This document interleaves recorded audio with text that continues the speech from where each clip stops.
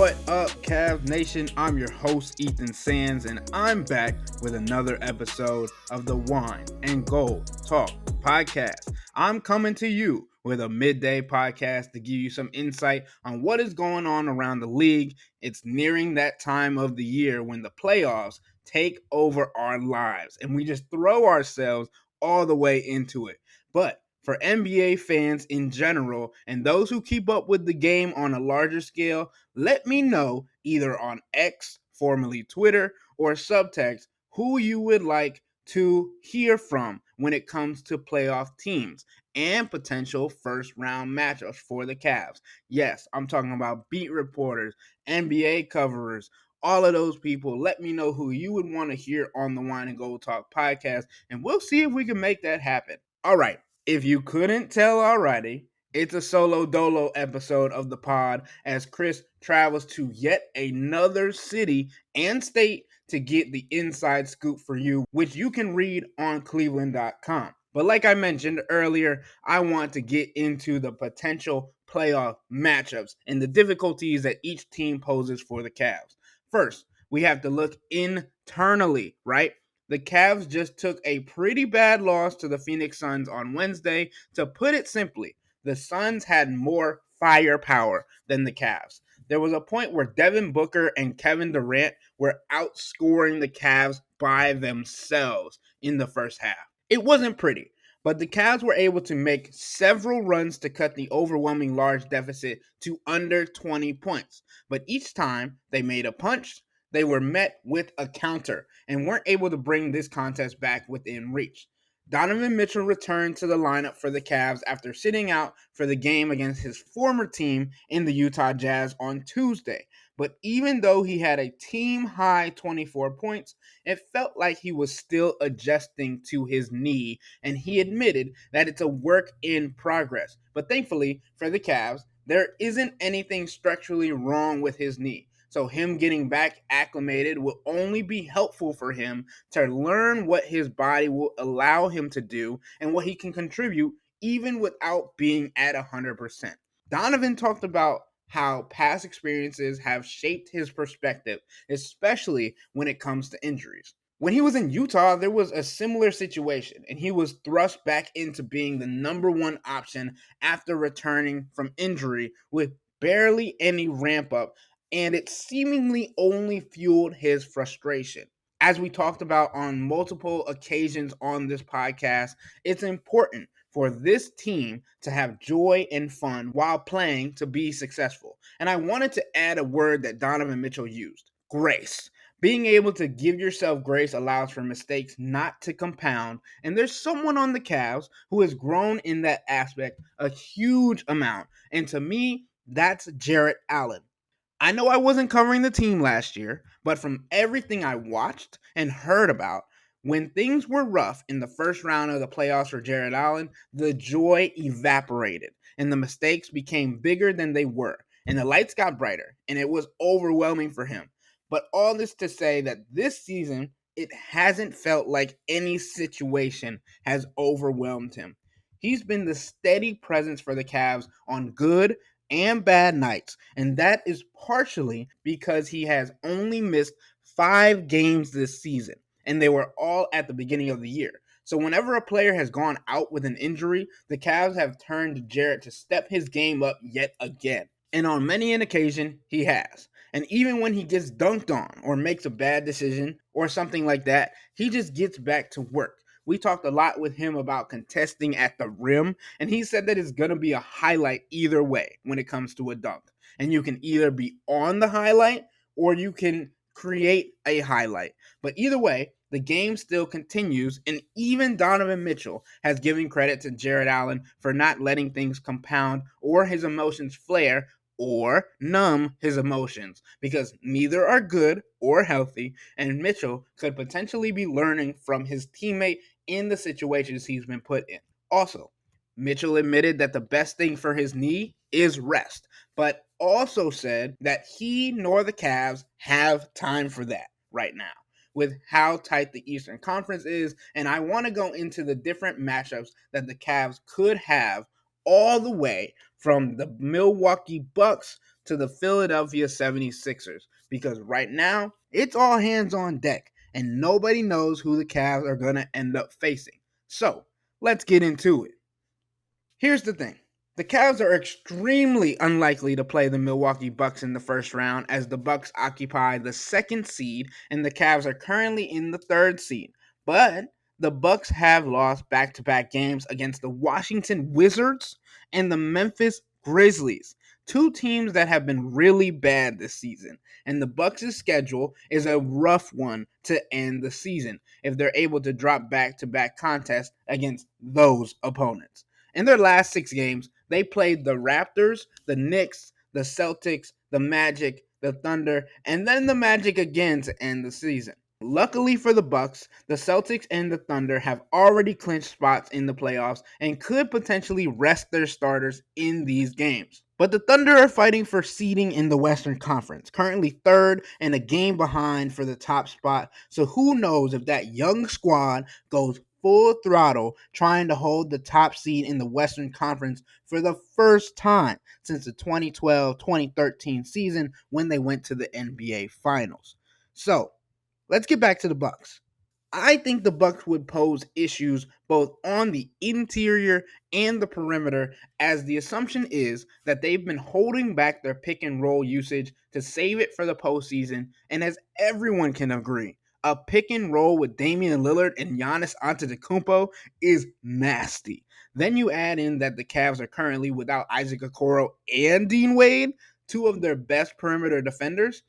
It is going to be extremely difficult to slow that matchup down without those two. And as we already know, the Cavs could potentially start the playoffs without Dean Wade, who's been suffering from a knee sprain that has held him out since he returned to practice in Houston at Rice University ahead of the Rockets game, after he made his return to the team for personal reasons. We've seen Jarrett Allen be able to stifle and disturb Giannis because of his relentlessness on the interior and how hard Jarrett works defensively, but that will strain a lot for him on that end of the floor and be just as daunting of a task on the offensive end. And without the spacing that both Isaac and Dean create, the Cavs will need Donovan Mitchell and Darius Garland to create opportunities for the shooters with driving kicks in this situation, and many that I'm going to discuss. So all that to say, it's borderline impossible for the Cavs to play the Bucks in the first round of the playoffs, but as I've learned this season, never say never. The next potential matchup is the Orlando Magic. The Magic are on a 3-game winning streak and heating up at the perfect time with 3 more games that are basically cakewalks against the Hornets, Bulls, and Rockets. But then they play the Bucks twice and the 76ers, who have now added Joel Embiid back to their ranks to the end of the season. Orlando is currently half a game behind the Cavs. The Magic have the second best defensive rating in the NBA entering Thursday's games and have held teams under 110 points in their last 6 games. They are a scrappy, gritty, determined young team that reminds me a lot of the Cavs last year. So the perimeter defenders of Jalen Suggs and Cole Anthony and Gary Harris could pose problems for the Cavs ball handlers, especially if they are not fully healthy. If this matchup comes to fruition, the player I believe has the most to watch for is Darius Garland, because of how he's going to handle the ball majority of the game and face that defense head on. And the key will be him having to limit turnovers and continue to get to the basket, because we've seen as of late that Darius has struggled getting to the interior and even more so finishing at the basket. And especially with the Magic potentially going to focus on getting the ball out of Donovan Mitchell's hands and forcing Darius to make plays, he'll have an important role if the Cavs have to face the Magic. Going right on down the list to the New York Knicks, who are a game behind the Cavs while holding on to the 5th seed currently. This just got more interesting as Julius Randle has recently been labeled out for the remainder of the season, as he will undergo a season-ending surgery for his right shoulder, a shoulder he dislocated on January 27th against the Miami Heat. Randle posed a problem paired with Mitchell Robinson on the interior for the Cavs in last year's first-round playoff exit. No doubt about it. The Knicks have also been without recent trade piece in OG Anunoby, who's working back from an elbow injury. OG has been out of the lineup since March 16th, and he originally underwent surgery in February before briefly making his return for 3 games and then being put back on the shelf. Mitchell Robinson also is making his way back. He's played in 3 games, being spaced out over March 27th, March 29th, and April 2nd. Before then, he hadn't played since December 7th. These are all key guys for the Knicks, and Josh Hart has even said that the Knicks are currently operating as if who they have will be who they will be playing with for the remainder of the season and going into the playoffs. As to say, who knows if OG is going to be able to make a recovery in time, and obviously now Randall, we know, is out. So we've said all season that the Knicks would be the worst matchup for the Cavs, and I still think it would be a difficult one, but with all that they're dealing with and going through, the Cavs might be able to make a run at the Knicks if they are able to match up with their physicality. Because even some of their B tier players bring the mindset and physical approach that the Knicks have been known for, and the Cavs have struggled against this season. So, that honestly could be a fun rematch now because of Jalen Brunson versus Donovan Mitchell and how the Cavs would work inside against Isaiah Hartenstein, because the Knicks have been running basically a center and 4 shooters lineup with Brunson, Hart, DiVincenzo, and McBride. And it could be interesting to see how the Cavs match up with Jarrett Allen and their 4 shooters, especially depending on who they have back in the lineup.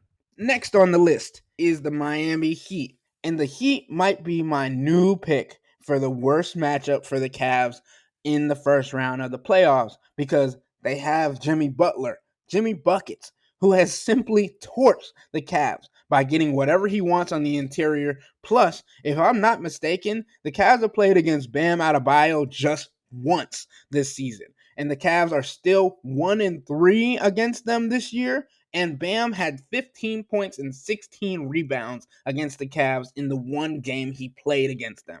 So, the thought of playing a 7-game series with multiple contests in Miami sounds daunting. And the game style and toughness that the Heat play with is staggering. So I think the Heat are now the team the Cavs want to see the least in this year's first round of the playoffs. Next, we have the Indiana Pacers, who recently lost to the Brooklyn Nets. The Pacers have one of the fastest and most high-scoring offenses in the league. And unless the Cavs can get consistent productivity of that end of the ball from their guys, it might be hard to keep up.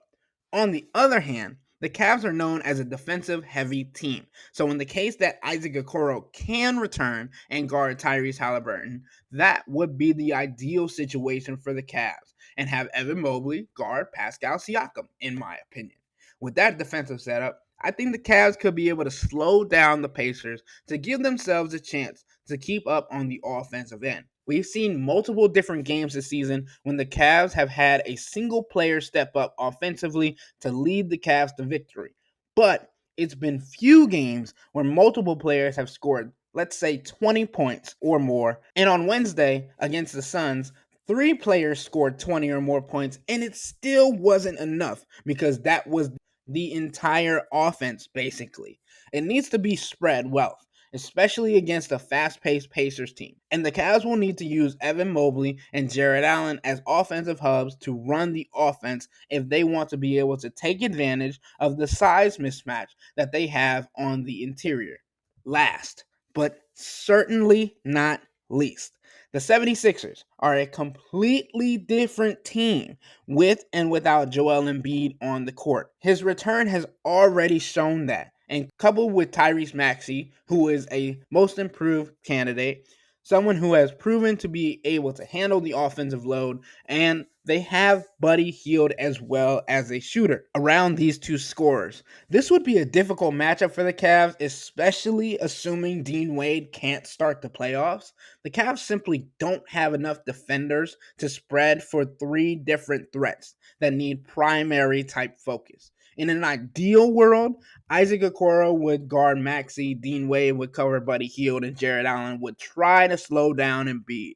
But the reality of the Cavs' current lineup would have either Donovan Mitchell or Darius Garland guard Tyrese Maxey, Max Strus keep up with Buddy Hield, and Jared Allen's still on Embiid. The main problem with this is at the guard spot because the attention that Embiid brings, Maxey hasn't been playing with.